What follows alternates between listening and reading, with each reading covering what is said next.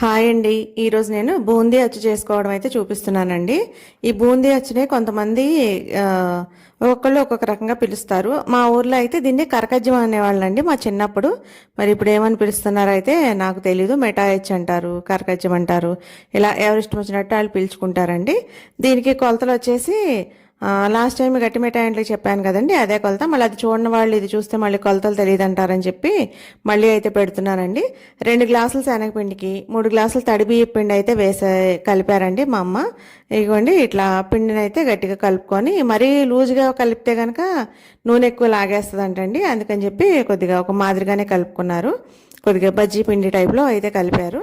తర్వాత ఈ బూందీని ఇట్లా గరిటలో వేసేసి ఇలా అయితే చేశారండి. ఇది మా బూందీ గరిటె బెజ్జాలు చాలా చిన్నవండి.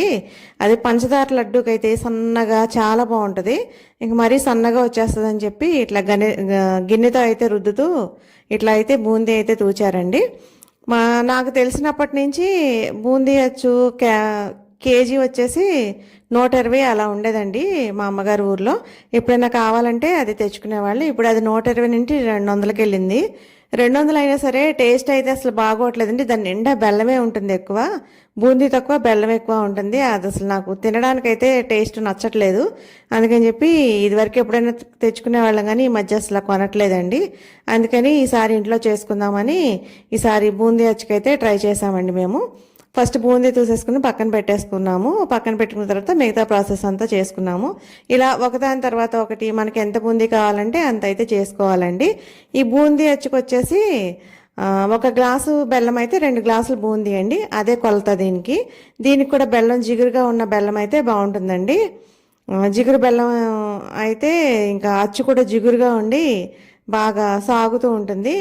ఒక్కొక్కరు మామూలుగా అచ్చు పోసుకుంటారు కానీ అది పండిపోయి పాకము బాగా వెరవెరలాడినట్టు విరిగిపోతూ ఉంటుందండి.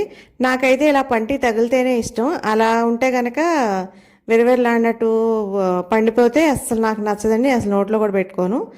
అందుకని చెప్పి అమ్ముంది కదా అని ఈసారి ఇలా అచ్చు అయితే ట్రై చేసామండి. 1 కిలో బెల్లం అయితే తీసుకున్నాను నేను. సారీ, కిలో కాదండి, 3/4 కిలో బెల్లం తీసుకున్నాను. బూందీ తక్కువ ఉందని చెప్పి ఆ 3/4 కిలో బెల్లానికి సరిపడా నేను బూందీ అయితే వేసుకున్నాను. అదే చెప్పాను కదా, 1 బెల్లం అయితే 2 బూందీ అని చెప్పి అలా కొలుసుకుని అయితే మేము పెట్టుకున్నాము. ఫస్ట్ బెల్లం కరిగించిన తర్వాత బెల్లాన్ని వడపోసేసుకున్నాము, అందులో ఏమైనా నలకలు అవి ఉంటాయని. ఆ తర్వాత ఈలోపు బూందీలో యాలక పొడి అయితే వేసుకున్నామండి మేము. గట్టి మిఠాయిలకైతే వేయలేదు కానీ యాలక పొడి దీనికైతే వేసుకున్నాము. నేను పక్క నుంచి చూస్తున్నానండి మా అమ్మ పాకం పడతా ఉంటే. మా అమ్మ ఈ వీడియో తీస్తా హాయ్ చెప్పమంటే మేమిద్దరం అయితే హాయ్ చెప్పాము. ఇట్లా అమ్మున్న 2 రోజులు చాలా హ్యాపీగా అనిపించిందండి నాకైతే. ఇదిగోండి పాకం ఇంకా వచ్చేసినట్టే. ఇలా నురుగు నురుగుగా వస్తే పాకం వచ్చేస్తుందండి.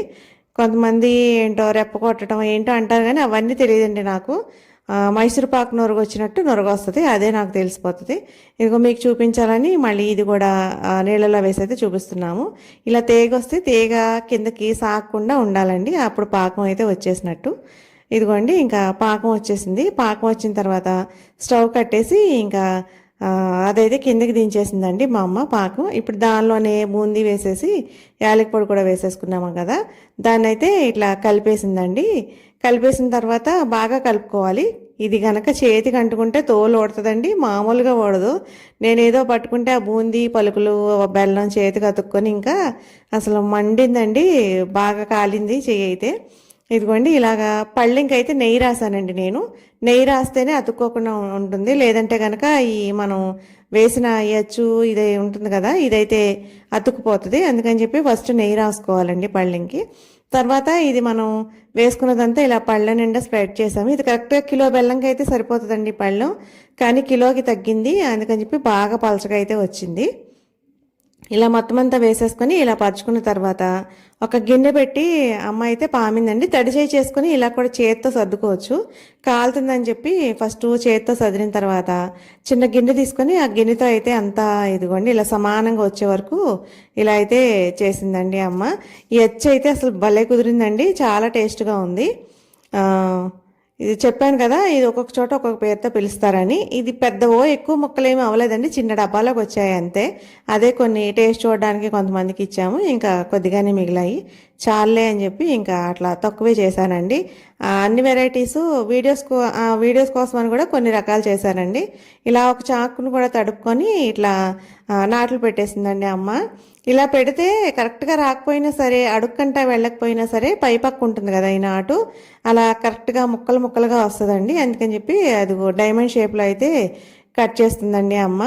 తర్వాత ఇది నెయ్యి నేను ఊరికి లైట్గా రాసానండి, ఒక్కొక్క చోట అయితే అతుక్కుపోయింది, అంత బాగా రాలేదు. నెయ్యి కరెక్ట్గా ఉన్న చోట అయితే బాగా వచ్చాయి మొక్కలు అయితే. దీన్ని అయితే ఆరబెట్టామండి ఒక 2 గంటలు. ఆరితేనే ఇది చాలా బాగా వస్తుంది, ఆరకపోతే మళ్ళీ జిగురు జిగురుగా ఉండి అంత బాగా రాదు. ఇదైతే బాగా ఆరాలండి. ఆరిన తర్వాత నేను ముక్కలు ముక్కలుగా అయితే ఇట్లా విరుచుకొని ఒక డబ్బాలో అయితే స్టోర్ చేసేసుకున్నానండి. ఇవిగోండి, చక్కటి కరకజ్జం అయితే రెడీ అయింది. అదే బూందీ అచ్చు కరకజ్జం. మీకు వీడియో నచ్చితే లైక్, షేర్, సబ్స్క్రైబ్.